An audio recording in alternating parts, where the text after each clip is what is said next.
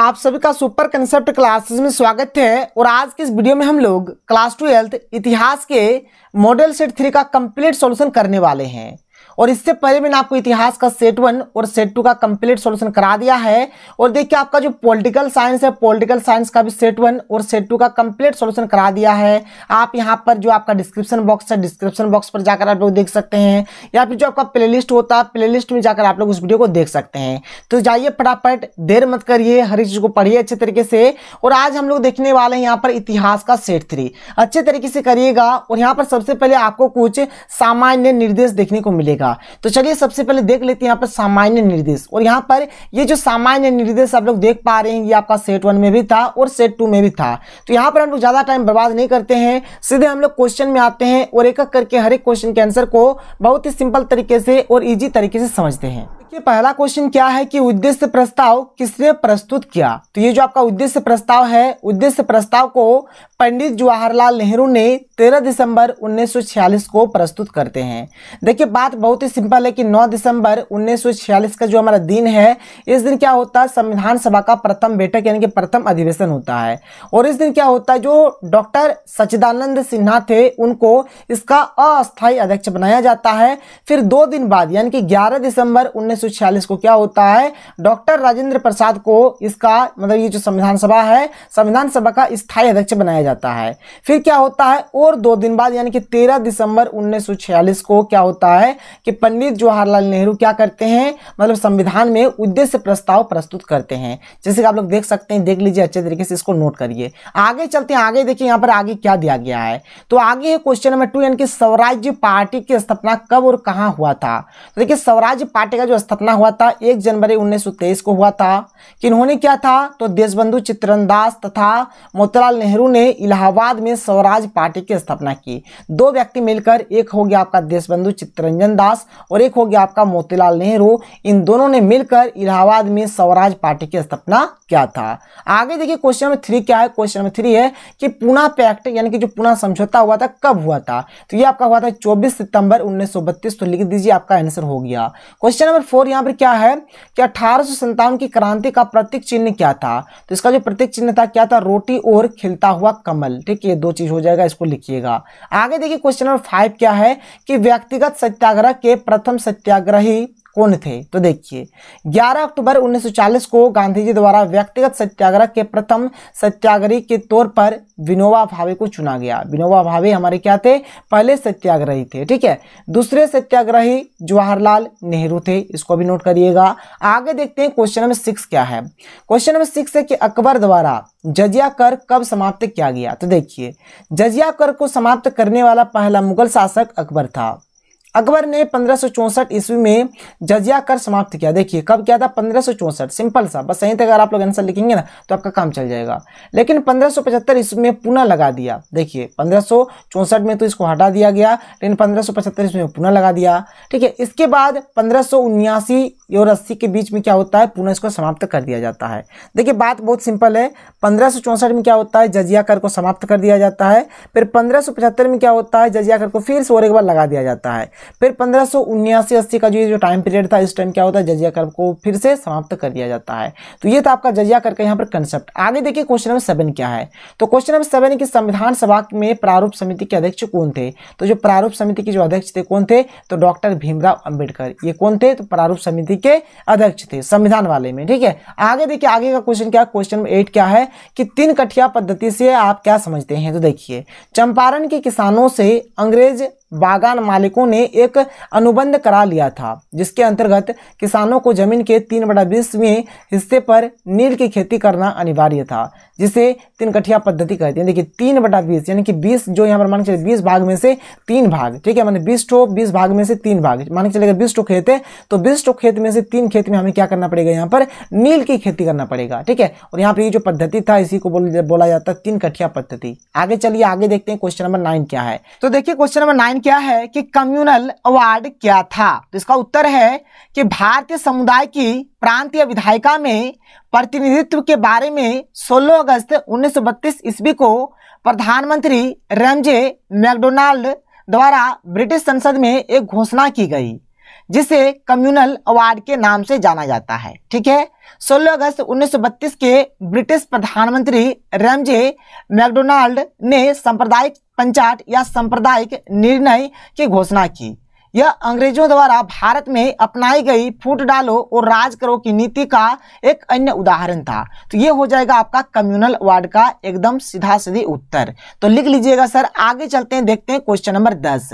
तो question number 10 क्या है कि खिलाफत आंदोलन से क्या समझते हैं, यानी कि खिलाफत आंदोलन का माने क्या है। तो ये जो आपका खिलाफत आंदोलन है, तो ये आंदोलन सन 1919 से 1924 तक चला था। इस आंदोलन का सीधे तौर पर भारत से कोई संबंध नहीं था। देखिए, ये जो आंदोलन था ना, मतलब अगर सीधा सीधी बात किया जाए तो सीधे तौर पर भारत से कोई इसका रिलेशन नहीं था। खिलाफत आंदोलन का मुख्य उद्देश्य तुर्की खलीफा के पद को पुनः स्थापित करना, ठीक है, तथा वहां के धार्मिक क्षेत्रों से प्रतिबंधों को हटाना था। देखिए, वहां पर जो भी धार्मिक क्षेत्र में जो भी मतलब वहां पर प्रतिबंध लगा दिया गया था, उसको हटाना था। सन 1919 में अली बंधुओं द्वारा अखिल भारतीय खिलाफत कमेटी का गठन किया गया, जिसने इस आंदोलन की शुरुआत की। ब्रिटिश सरकार पर इस आंदोलन का कोई खास प्रभाव नहीं पड़ा और वर्ष 1920 में क्या सेब्रेस की संधि से तुर्की का विभाजन कर दिया गया। तो ये था इस क्वेश्चन का आंसर। आगे चलते हैं, देखते हैं क्वेश्चन नंबर 11। देखिए, क्वेश्चन नंबर 11 क्या है कि रॉलेट एक्ट पर टिप्पणी लिखें। तो देखिए, इसका उत्तर क्या है कि अंग्रेजी सरकार ने 1919 में एक कानून पास किया जिसका नाम रॉलेट एक्ट था। यहाँ पर ये जो रॉलेट एक्ट है ना, ये आपका एक कानून है। ये जो कानून है, ये आपका 1919 में पास हुआ था, जिसका नाम क्या है, रॉलेट एक्ट, यानी कि रॉलेट कानून। आगे क्या है कि भारत में क्रांतिकारियों के प्रभाव को समाप्त करने तथा राष्ट्रीय भावना को कुचलने के लिए ब्रिटिश सरकार के न्यायाधीश सर सिडनी रॉलेट ने इस कानून को पारित किया। ये जो सर सिडनी रॉलेट है, इन्हीं के नाम पर इस कानून का नाम रॉलेट एक्ट पड़ा था। और याद रखिए, देखिए यहाँ पर एक्चुअल में हुआ क्या था, मतलब भारत में क्या हुआ था, मतलब भारत को स्वतंत्र कराने के लिए जो क्रांतिकारी थे ना, वो लोग बहुत ही जोर शोर से आगे आ रहे थे। तो वही सब चीज को दबाने के लिए, क्रांतिकारियों के प्रभाव को रोकने के लिए, राष्ट्रीय भावनाओं को कुचलने के लिए इस कानून को बनाया गया था। एक्चुअल में इस कानून का मकसद क्या था, इस बात को समझिए। इस कानून के जरिए ब्रिटिश सरकार को राजनीतिक गतिविधियों को कुचलने और राजनीतिक कैदियों को 2 साल तक बिना मुकदमा चलाए जेल में बंद रखने का अधिकार मिल गया था। मतलब किसी भी व्यक्ति को, मतलब जो राजनीतिक गतिविधियों, मतलब जो भी यहाँ पर क्या, जो भी मतलब मान के चलिए जैसे कि कोई पॉलिटिकल कोई चीज कर रहा है, तो उसको हम लोग क्या करेंगे, यहाँ पर जेल में 2 साल तक बिना मुकदमा चलाए बंद रख सकते थे। मतलब ये कानून ब्रिटिश ने पारित किया था, ब्रिटिश सरकार ने पारित किया था, अंग्रेजी सरकार ने पारित किया था। इसलिए रॉलेट एक्ट को काला कानून के नाम से भी जाना जाता है। नोट करिएगा। क्वेश्चन नंबर 12 देखते हैं। क्वेश्चन नंबर 12 देखिए क्या कि धन के निष्कासन से आप क्या समझते हैं। क्या है, देखिए कि भारतीय अर्थव्यवस्था पर ब्रिटिश शासन का सर्वाधिक घातक प्रभाव भारतीय पूंजी और वस्तुओं का भारत से बाहर इंग्लैंड जाना और उसके बदले में भारत को कुछ भी प्राप्त नहीं होना था। ठीक है सर, एक्चुअल में क्या हो रहा था कि धन का निष्कासन माने क्या, निकलना। ठीक है, तो यहाँ पर क्या हो रहा है, भारत में जो भी संपत्ति था, जो भी धन दौलत, जो भी वस्तु था, क्या कर रहा था ब्रिटिश सरकार, या भारत से इसको मतलब इंग्लैंड भेज रहा था। बहुत सारे भारत में हीरे मोती वाले बहुत सारे एकदम तरह तरह के एकदम अमूल्य यहाँ पर वस्तुएं थे, जिनको मतलब क्या किए, सब इंग्लैंड ले चल गए।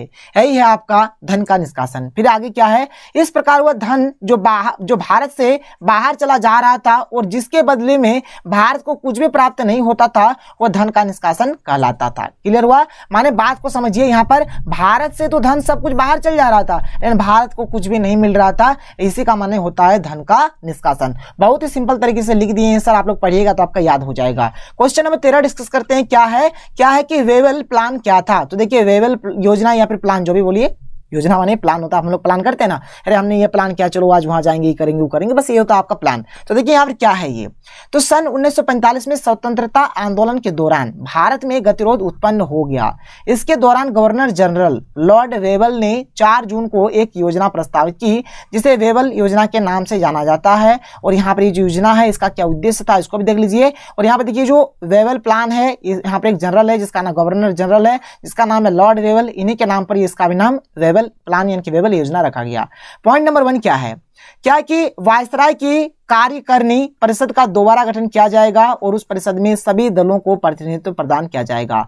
जो हमारा वायसराय में जो भी मतलब कार्यकारिणी जो भी परिषद था, उसका दोबारा से गठन होना था और वहां पर जो सदस्य होंगे सबको वहां पर मौका दिया जाएगा। ठीक है, फिर क्या है 2 नंबर में कि परिषद में वायसराय और सैन्य प्रमुख के सदस्य भारतीय होंगे। देखिए यहाँ पर वायसराय में जो सदस्य होने वाले थे, जो सैन्य प्रमुख होंगे, सैन्य प्रमुख के जो भी सदस्य होंगे वह भारतीय होंगे। यह परिषद तब तक चलती रहेगी जब तक नए संविधान का निर्माण नहीं हो जाता। भारत देश का जब तक संविधान नहीं बन जाता तब तक ये जो मतलब यहाँ पर बनाया गया था, ये जो योजना थी, तब तक वर्क करेगा। परिषद में मुस्लिम और हिंदू सवर्ण संख्या को समानुपात में रखा गया। ठीक है, यहाँ पर हिंदू मुसलमान में भेदभाव नहीं किया गया, सबको समान समान रखा गया। कांग्रेस के नेता जो जेल में बंद थे को रिहा करने की बात कही गई। कांग्रेस के नेता जो जेल में बंद थे उनको रिहा किया गया। नए संविधान निर्माण बनाने की छूट भारतीयों को प्रदान की गई। तो ये बात हो गया, ये था आपका वेबल प्लान। आगे देखते हैं, आगे आपका क्वेश्चन नंबर 14 क्या है। क्वेश्चन नंबर 14 के आजाद हिंद फौज पर संक्षिप्त टिप्पणी लिखें। देखिए क्या है। तो द्वितीय विश्व युद्ध के दौरान 1942 में भारत को अंग्रेजों के कब्जे से स्वतंत्र कराने के लिए आजाद हिंद फौज या फिर इंडियन नेशनल आर्मी, जिसको हम लोग INA बोलते हैं, नामक सशस्त्र सेना का संगठन किया गया। यह आपका जो आजाद हिंद फौज है यानी कि इंडियन नेशनल आर्मी है, जिसको हम लोग INA बोलते हैं, इसका मतलब गठन किया गया 1942 में। देखिए जो शीत युद्ध का जो हमारा शीत युद्ध जो आपने पढ़ा होगा, जैसे कि टर्म 1 में है, आप लोगों ने पढ़ लिया होगा। तो शीत युद्ध जो हमारे स्टार्ट होता है, शीत युद्ध से पहले हमारे क्या चलता है, शीत युद्ध से पहले हमारा होता है द्वितीय विश्व युद्ध। तो जो हमारा द्वितीय विश्व युद्ध जो हमारा होता है ना, द्वितीय विश्व युद्ध, तो द्वितीय विश्व युद्ध हमारा चलता है 1939 से लेकर 1945 तक, और ये घटना चल रहा है सर 1942 का। फिर यहाँ पर क्या है बात आगे कि इस फौज का गठन जापान में हुआ था। इसकी स्थापना भारत के एक क्रांतिकारी नेता रास बिहारी बोस ने टोक्यो यानी कि जापान में की थी। देखिए भारत के ही नेता थे सर, भारत के क्रांतिकारी नेता थे। 28 से 30 मार्च तक उन्हें एक सम्मेलन में आजाद हिंद फौज के गठन को लेकर विचार प्रस्तुत करने के लिए बुलाया गया था। तो ये बात हो गया। आगे चलते हैं, देखते हैं क्वेश्चन नंबर 15। क्वेश्चन नंबर 15 क्या है कि 1857 की क्रांति की असफलता के क्या कारण थे। देखिए 1857 का जो क्रांति हुआ था ये हमारा असफल हो गया था। ठीक है, मतलब यहाँ पर सफलता इसको नहीं मिला था। तो क्यों नहीं मिला था, बात को समझिए। देखिए पहला बात क्या है कि संगठन और एकता का अभाव, मतलब उस टाइम सबको एकजुट नहीं थे, सब में एकता नहीं था, इसका ये मेन कारण है। देखिए क्या बात है कि 1857 के प्रथम स्वतंत्रता संग्राम के असफल रहने के पीछे संगठन और एकता का अभाव प्रमुख रूप से उत्तरदायी रहा। इस क्रांति की न तो कोई क्या है सुनियोजित योजना ही तैयार की गई और ना ही कोई ठोस कार्यक्रम था। इसी कारण यह सीमित और असंगठित बनकर रह गया। इसमें देखिए प्लानिंग नहीं था, अच्छे तरीके से प्लानिंग नहीं किया गया था कि किस प्रकार से क्या होगा। एकता का अभाव था, अच्छे तरीके से संगठित सब नहीं हुए थे। फिर देखिए आगे क्या दिया गया है कि नेतृत्व का अभाव। देखिए नेतृत्व करने वाला भी सही ढंग का नहीं था। एक्चुअल में क्या हुआ था, बात को समझिए कि क्रांतिकारियों के पास यद्यपि नाना साहब, तात्या टोपे, झांसी की रानी लक्ष्मीबाई जैसे आदि योग्य नेता थे, किंतु फिर भी इस आंदोलन का किसी एक व्यक्ति ने नेतृत्व नहीं किया, जिस कारण से यह आंदोलन अपने उद्देश्य में पूर्णतः सफल नहीं हो सका। देखिए बात को समझिए। देखिए वहां पर एकदम हुनहार एकदम अच्छे अच्छे क्रांतिकारी थे, वीर क्रांतिकारी थे। ठीक है, जो यहाँ पर नाम भी दिया गया, जैसे नाना साहब हो गया, तात्या टोपे हो गया, झांसी की रानी लक्ष्मीबाई हो गई। यहाँ पर एक्चुअल में बात क्या होता है कि यहाँ पर कोई एक आदमी इसका नेतृत्व नहीं करता है। जब किसी भी चीज का नेतृत्व कोई एक आदमी करता है, जब हमें अच्छे मार्गदर्शन देते हैं ना, तब हम लोग सक्सेस कर जाते हैं। और जब अच्छा मार्गदर्शन, अच्छा हमें नेतृत्व करने वाला नहीं मिलता है, तो हम लोग वहीं पर असफल हो जाते हैं, जो कि यहाँ पर 1857 की क्रांति में हुआ। फिर यहाँ पर देखिए पॉइंट नंबर 3 क्या है कि समय से पूर्व और सूचना प्रसार में असफल। देखिए सूचना प्रसार भी नहीं हो पाया यहाँ पर कि क्रांति 1857 की क्रांति का असफलता का एक बड़ा कारण यह भी था कि यह क्रांति समय से पूर्व ही आरंभ हो गई। देखिए जिस टाइम सोच के रखा था ना, उस टाइम नहीं हुआ, बल्कि उससे पहले शुरू हो गया। और देखिए जब हम लोग प्लानिंग, जैसे मान के चलिए, जैसे कि आप सभी को अगर यहाँ पर आप लोग एग्जाम का ही, यहाँ पर आपका जो अभी एग्जाम चल रहा है ना, इसका ही आप लोग एक एग्जाम्पल ले लीजिए। जैसे कि अगर आपको मतलब मान के चलिए आपको पता होता कि नहीं भाई मेरा अप्रैल में परीक्षा होगा, ठीक है, तो आप लोग अप्रैल जैसा मतलब तैयारी करते, लेकिन अभी आपका मार्च में ही मतलब परीक्षा हो रहा है, तो इससे क्या होगा, आप लोगों के मन में थोड़ा सा निराशा रहेगा कि नहीं भाई हमारा तो अप्रैल में परीक्षा होना था या फिर मई में परीक्षा होना था, लेकिन उस तरह का नहीं हुआ। तो ये सब ही चीज यहां पर हो जाता है। यदि ये क्रांति एक निर्धारित कार्यक्रम के तहत लड़ी जाती तो इसकी सफलता के अवसर ज्यादा होते। इसी तरह आंदोलन के प्रसार प्रचार में भी क्रांतिकारी नेतृत्व असफल रहा। इसका असर 1857 के स्वतंत्रता संग्राम पर गहराई से पड़ा। ये बात हो गया। आगे चलिए, आगे देखिए, आगे यहाँ पर है कि संपर्क भाषा का अभाव। कि 1857 की क्रांति की असफलता का एक महत्वपूर्ण कारण क्रांतिकारियों में संपर्क भाषा का अभाव भी था। तात्कालीन समय में अंग्रेज की एक भाषा थी जिसका उद्देश्य वे सूचना संदेश पहुंचाने में करते थे, किंतु एक राष्ट्रभाषा के अभाव में भारतीय क्रांतिकारियों के बीच आपसी सूचनाएं समय पर पहुंचने के बाद भी संदेशों से वे परिचित नहीं हो पाते थे। 1857 की असफलता का यह महत्वपूर्ण कारण। देखिए एक्चुअली में बोला जाए तो गुप्त सूचना, ठीक है, एक गुप्त सूचना क्या होता है, एक कोडवर्ड होता है जिससे सूचना को लिखा जाता है, लेकिन यहाँ पर संपर्क सूत्र का भी अभाव था कि किसी से भी अगर हम लोग मतलब जो भारतीय थे ना, मतलब संपर्क करेंगे तो उस प्रकार से उनका कोडवर्ड नहीं था, पहुंच भी जाता था तो उनको समझ नहीं पाता था कि एक्चुअल में है क्या। फिर क्या कि परंपरावादी हथियार, देखिए भारत के जो क्रांतिकारी थे उन लोगों के पास हथियार भी सही ढंग का नहीं था। उन लोगों का क्या था, तीर था, कमान था, भाला था, ये सब चीज था, तलवार था। लेकिन जैसे अंग्रेजों के पास गोला बारूद पिस्तौल सब कुछ था। बात समझ सकते हैं कि गोला बारूद से अगर लड़ा जाए और तलवार और तीर कमान से लड़ा जाए तो आप समझ सकते हैं कि क्या होगा, कौन जीतेगा। प्रथम स्वतंत्रता संग्राम में भारतीय सैनिकों के पास आधुनिक हथियार नहीं थे, जबकि अंग्रेज सैनिक पूर्णतः आधुनिक हथियार और गोला बारूद का उपयोग कर रहे थे। भारतीय सैनिक अपने परंपरावादी हथियार तलवार, तीर कमान, भाले, बर्छे, ठीक है, आदि के सहारे ही युद्ध के मैदान में कूद पड़े थे, तो जो उनकी पराजय का कारण बना। क्लियर हो गया। आगे देखिए, आगे आपका यहाँ पर क्या है, क्वेश्चन नंबर 16 है कि भारत में कृषि के व्यवसायीकरण पर प्रकाश डालें। क्या है, तो 19वीं शताब्दी के उत्तरार्ध में भारतीय कृषि में एक विकासशील प्रवृत्ति देखी गई। ठीक है, भारतीय कृषि में व्यवसायीकरण का उद्भव 19वीं शताब्दी के उत्तरार्ध में चिन्हित विशेषता थी। अभी तक कृषि व्यवसाय उद्यम से दूर थी। अब वाणिज्यिक विचार से कृषि प्रभावित होने लगी। कृषि के व्यवसायीकरण के तहत कुछ विशेष फसलों को उगाया गया था। यहाँ पर देखिए, ऐसे फसलों के प्रस्तुतिकरण का एकमात्र उद्देश्य गांव में खपत के लिए नहीं था, बल्कि इनका उपयोग राष्ट्रीय और अंतर्राष्ट्रीय बाजारों में भी बिक्री के लिए किया जाता था। देखिए यहाँ पर क्या कि भारतीय कृषि में व्यवसायीकरण माने यहाँ पर कृषि में भी बिजनेस, जिसको बोला जाए कृषि में भी यहाँ पर बिजनेस करेंगे। यहाँ पर इस टाइप के यहाँ पर फसल उगाना चाहा इन लोगों ने, ताकि हमें अच्छा बेनिफिट मिले।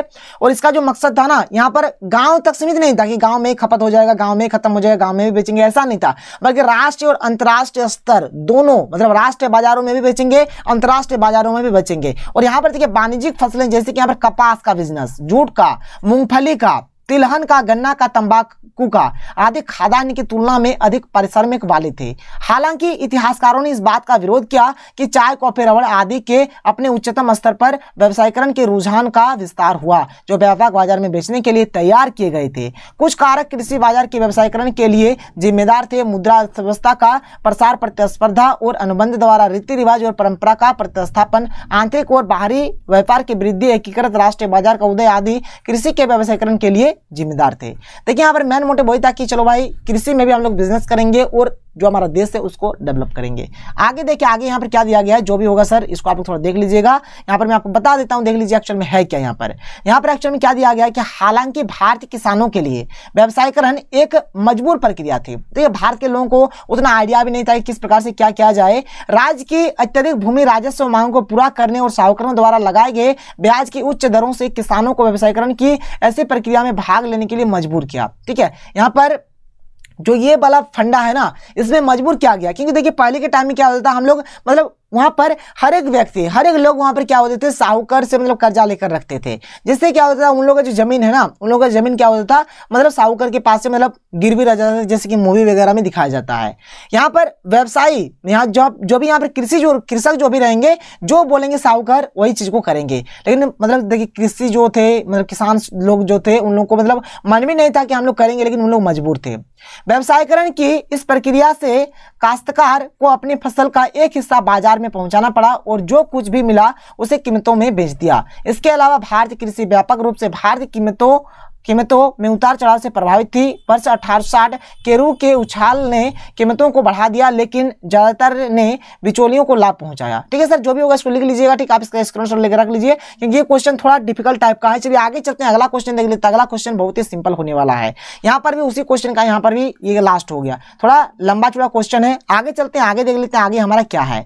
तो आगे वाला जो क्वेश्चन है, क्वेश्चन नंबर 17, बहुत ही सिंपल, और यहाँ पर मैंने उत्तर को बहुत ही सिंपल तरीके से लिख दिया है, पॉइंट बना बनाकर। क्या है कि सविनय अवज्ञा आंदोलन का वर्णन करें। क्या देखिए, तो गांधी जी ने दांडी यात्रा द्वारा सविनय अवज्ञा आंदोलन का सूत्रपात किया। यानी जो हमारा दांडी यात्रा हुआ था, जो नमक मल्ला जो यात्रा हुआ था, उसी से हमारा सविनय अवज्ञा आंदोलन भी स्टार्ट होता है। सविनय अवज्ञा का मतलब किसी भी नागरिक द्वारा अपनी सरकार के कुछ कानूनों उद्देश्यों का पालन न करने की प्रतिज्ञा है। सविनय अवज्ञा आंदोलन को नागरिक अवज्ञा आंदोलन भी कहते हैं। देखिए इसका और एक नाम है। दांडी यात्रा से सविनय अवज्ञा आंदोलन की शुरुआत हुई। अंग्रेज सरकार ने नमक के ऊपर भी टैक्स लगा दिया था। इस टैक्स को रोकने के लिए महात्मा गांधी ने 12 मार्च 1930 ईस्वी को दांडी यात्रा की शुरुआत की। दांडी यात्रा को दांडी मार्च या दांडी सत्याग्रह भी कहा जाता है। इस यात्रा का उद्देश्य नमक कानून का उल्लंघन करना था। स्वतंत्रता के लिए देश को एकजुट करने के लिए गांधी जी ने नमक को एक शक्तिशाली प्रतीक के रूप में देखा, क्योंकि नमक हमारे भोजन का अनिवार्य हिस्सा है। ठीक है, इस यात्रा में गांधी जी अपने कुछ गिने चुने साथियों के साथ अहमदाबाद के साबरमती आश्रम से समुद्र तटीय गांव दांडी तक पैदल चलकर गए। आगे क्या देखिए, आगे के साबरमती आश्रम से दांडी की दूरी 240 किलोमीटर थी, जिस गांधी जी ने पैदल 24 दिनों में पूरा किया। हर पड़ाव में ब्रिटिश सरकार के खिलाफ नारेबाजी होती रही, जिससे राष्ट्रीय भावनाएं और उत्तेजित होती गई। इस यात्रा में धीरे धीरे भीड़ भी बढ़ती गई। जैसे ही 6 अप्रैल 1930 ईस्वी को समुद्र के पानी से नमक बनाया गया, उसी दिन सविनय अवज्ञा आंदोलन का डंका बज गया था। अर्थात 6 अप्रैल 1930 को सविनय अवज्ञा आंदोलन की शुरुआत हुई। 5 मार्च 1931 में महात्मा गांधी और लॉर्ड इरविन के बीच एक राजनीतिक समझौता हुआ, जिसके तहत सविनय अवज्ञा आंदोलन को समाप्त कर दिया गया। ठीक है, इस समझौता के अनुसार सरकार ने सविनय अवज्ञा आंदोलन से संबंधित सभी बंदी को रिहा कर दिया। तो ये बात था, इसको आप लोग लिखिएगा। आगे चलते हैं, क्वेश्चन नंबर 18 देख लेते हैं। क्वेश्चन नंबर 18 क्या कि भारतीय राष्ट्रीय कांग्रेस में सुभाष चंद्र बोस की भूमिका का वर्णन करें। क्या देखिए, सुभाष चंद्र बोस ने अपने राजनीतिक जीवन की शुरुआत देश में चल रहे असहयोग आंदोलन से की। जो असहयोग आंदोलन चल रहा था उसी से राजनीतिक फील्ड में उतरते हैं सुभाष चंद्र बोस जी। उन्होंने भारतीय राष्ट्रीय कांग्रेस की सदस्यता हासिल की। 20 जुलाई 1921 को उनकी मुलाकात राष्ट्रपति महात्मा गांधी से भी हुई, लेकिन वैचारिक समानता न होने के कारण उन्होंने देशबंधु चित्तरंजन दास के साथ मिलकर बंगाल आंदोलन का नेतृत्व किया। क्योंकि देखिए, जो सुभाष चंद्र बोस जी जो थे ना, वो मतलब थोड़े गर्म टाइप के थे, और महात्मा गांधी आप समझते हैं कि अहिंसा की पुजारी, इस प्रकार से मतलब लड़ा झगड़ा नहीं करना है, एक गाल पे मारेगा तो दूसरा गाल आगे ले जाते थे। लेकिन सुभाष चंद्र बोस ऐसे नहीं थे, तुम मुझे खून दो मैं तुम्हें आजादी दूंगा, इस तरह के व्यक्ति थे हुए। ठीक है, आगे देखिए क्या है। सुभाष चंद्र बोस क्रांतिकारी विचारों के व्यक्ति थे। उनके अंदर असीम साहस, ठीक है, असीम साहस, अनूठे शौर्य और अनूठी संकल्प शक्ति का अनंत प्रभाव विद्यमान था। यहाँ पर साहस है। उन्हें वर्ष 1921 में अपने क्रांतिकारी विचारों और गतिविधियों का संचालन करने के कारण पहली बार 6 माह जेल जाना पड़ा। इसके बाद तो जेल यात्राओं, अंग्रेजी अत्याचारों और प्रताड़नाओं को झेलने का सिलसिला चल निकला। स्वतंत्रता आंदोलन के दौरान उन्हें 11 बार जेल जाना पड़ा। देखिए सर, 11 बार जेल गए थे। इसके साथ ही उन्हें अंग्रेजी सरकार द्वारा कई बार लंबे समय तक नजरबंद भी रखा गया। लेकिन सुभाष चंद्र बोस अपने इरादों से कभी भी टस से मस्त नहीं हुए। इसके लिए उन्होंने कई बार अंग्रेजों की आंखों में धूल झोंकी और अंग्रेजी शिकंजे से निकल भागे। ठीक है, आगे देखिए, आगे आपका क्या दिया गया है।